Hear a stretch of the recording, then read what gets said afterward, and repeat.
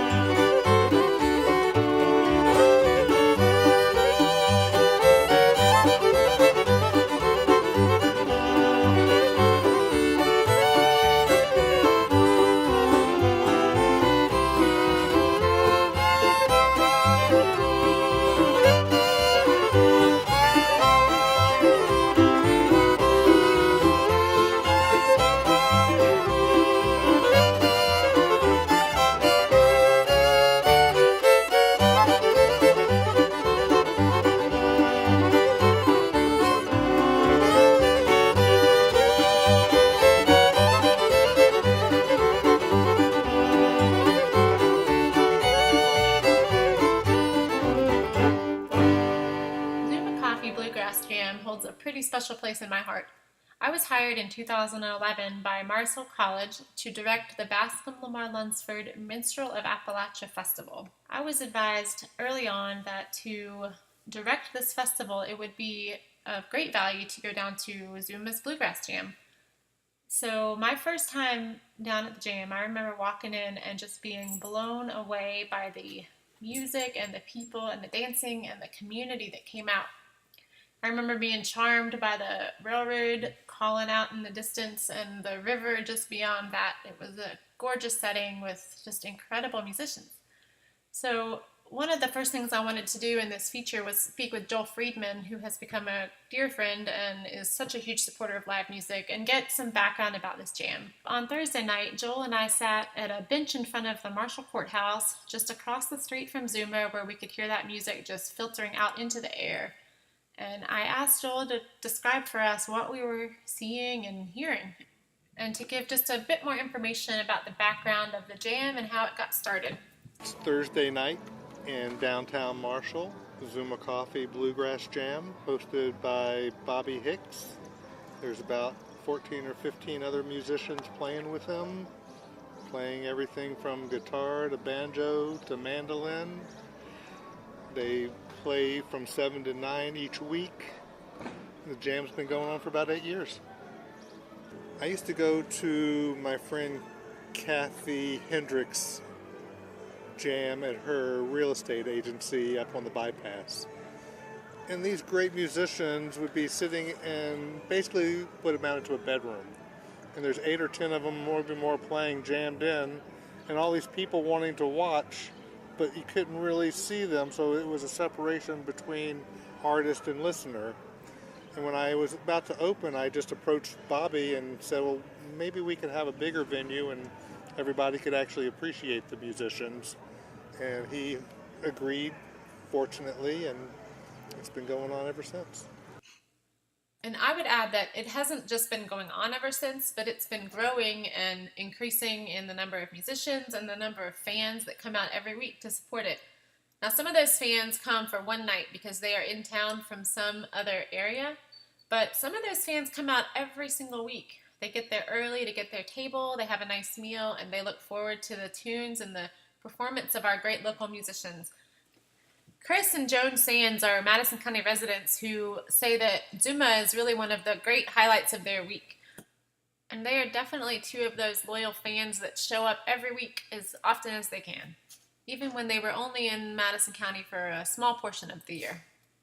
On one of our many trips back here from California when we were living there, one morning we were in Zuma, I think it was on Friday, and we were talking to Joel, and he mentioned that he was kind of tired from the night before, and we said, well, what happened the night before? He said, well, you know, the Bluegrass Jam. I said, what Bluegrass Jam? So he told us about it, and from then on we started coming every Thursday night that we could. I think I can speak for both of us. This makes us feel good, makes us feel welcome, makes us feel just the energy of both the people that we're around in there and talking to, as well as the music.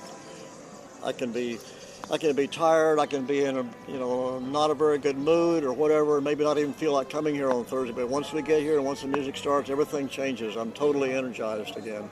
The music, of course, is just great. And there's so much talent in this town and the surrounding towns here. It's just something you don't see just everywhere. And it's just really brought Marshall, I think, to a famous town just because. Marshall and Zuma. And yeah. I mean, you see things written. You see references to Zuma everywhere. It seems like.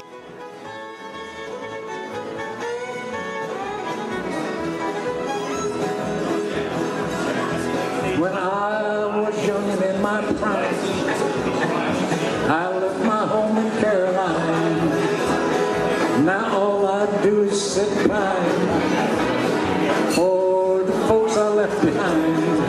I've got the Blue Ridge Mountain Blues. Gonna stand right here and say, every day I'm counting till I climb that mountain in the Blue Ridge, far away, Bobby.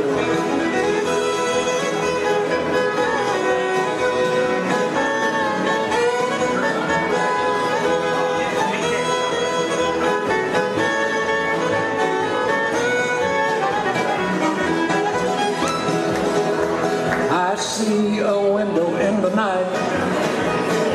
I see two heads of snowy white. I seem to hear them both recite, where is my wandering boy tonight? I've got the Blue Ridge Mountain Blues. Gonna stand right here and say my grip is packed to travel, and I'm scratching gravel in the Blue Ridge far away. Adam over there.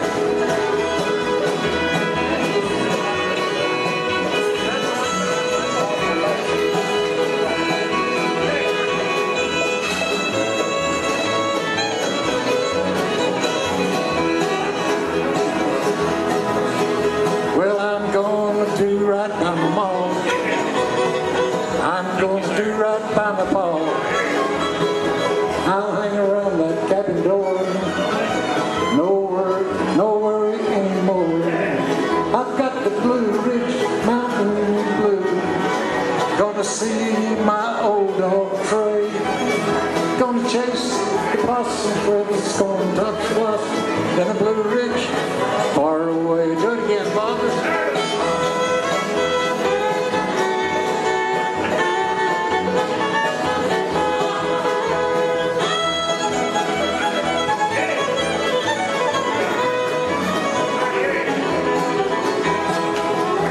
When I was young and in my prime, I left my home in Caroline.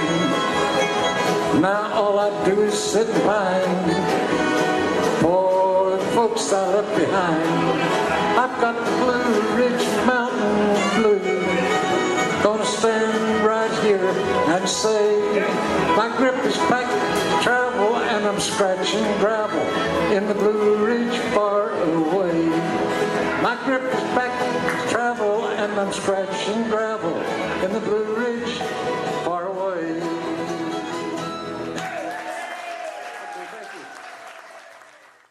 That was a live number that was recorded last Thursday at Zuma, featuring Leonard Hollifield there on the vocals and guitar and Bobby Hicks on the fiddle. I'd like to share another one of Leonard's songs that's off of his new CD, A Gentle Southern Wind. He's joined by Brian Sutton and Bobby Hicks on this song, I Saw Your Face in the Moon.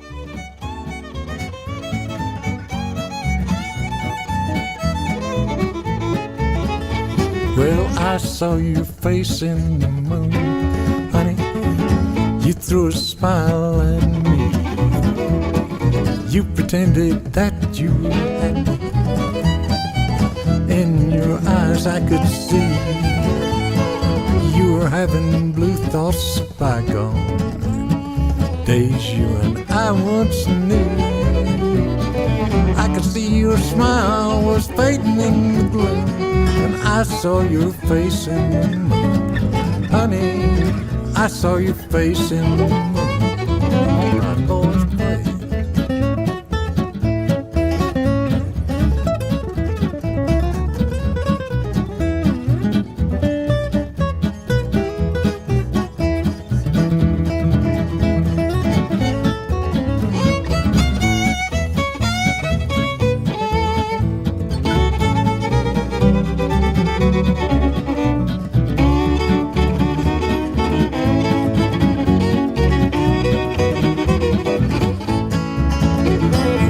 Saw your face in the moon, honey.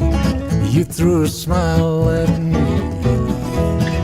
You pretended that you were happy. In your eyes I could see you were having blue thoughts of bygone days you and I once knew. I could see your smile was fading in the gloom when I saw your face in the moon. Honey, I saw your face in the moon. I could see your smile was fading in the gloom when I saw your face in the moon. Honey, I saw your face in the moon.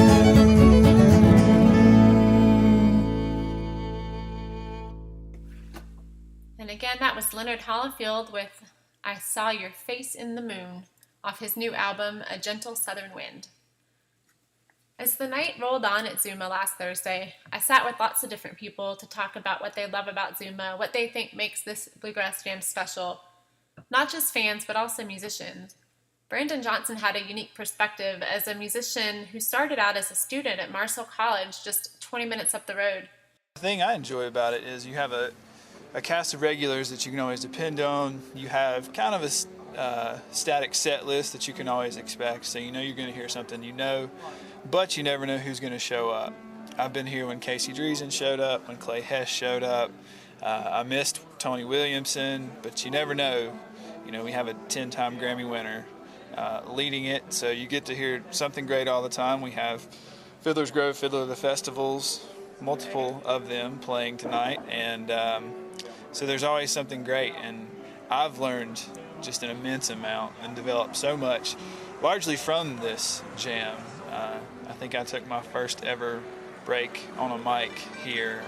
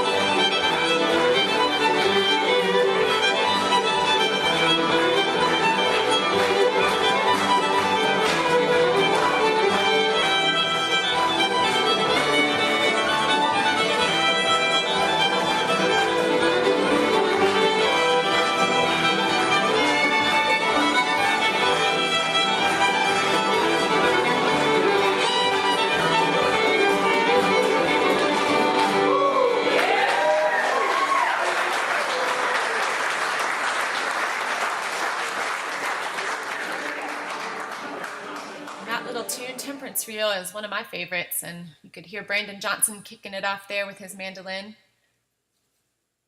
We're going to get to some more music here in a minute, but I just wanted to reflect a little bit on live music, which is clearly important to this show.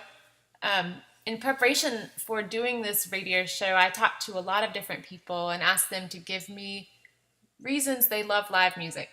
And I just want to share a few of those now. I'm going to start it off with Joel, and then share some that people posted on social media from all over the world, actually. And I'm excited to be able to connect with those folks that have live music in their areas in England and California, and musicians or fans, everybody. They all have their own personal way of appreciating it, and I think that's really nice. To me, music's the heart of the community. It's the pulse. It's a way that the people connect, the way the community can identify with its heritage. And for me, music sets me free. It gives me freedom to express myself, maybe through other people's words and music, but I can feel that and take it to the next place. Ain't nothing like bluegrass music. It's cool to be behind the mic when something really great happens on the mic and to see the audience's reaction. But you just never know what's going to happen. And it's really cool to interact with musicians, to stand up there and have Bobby act like he's twisting your tuning pegs and blowing in your ear and stuff. And it's great practice to work on your focus. So I think, seeing it gives you a whole different appreciation. So there's some folks from Zuma that shared their thoughts, and now I just want to go and share a few that I collected through a post I did on Facebook, asking people what live music meant to them. And unfortunately, I'm not going to be able to share all of these or all of the great conversations that I had at Zuma Thursday night, but I hope that those folks that participated still see that there was a great value added to this project here in their stories too. Peter Blackshaw, who is reviving the Mars Theater in Mars Hill, which we're all real excited about, says, "It's like the air I breathe. I can't live without it." My friend from California, Mark Loggins, shared, "Being an introvert performing live music is my way of stepping into the world and showing myself. I'm uncomfortable in loud, crowded places normally, but that discomfort goes away when I have my own little reserved space, combined with a purpose up there on the stage." Another friend wrote, "It is in and of the moment, bringing the listener fully to the present." Catherine Bricky, who's a frequent performer at Zuma, wrote, "I love that it's completely real. No auto-tuning, retakes, or overdubs. I get a feeling of happiness and belonging that I get from absolutely nothing else."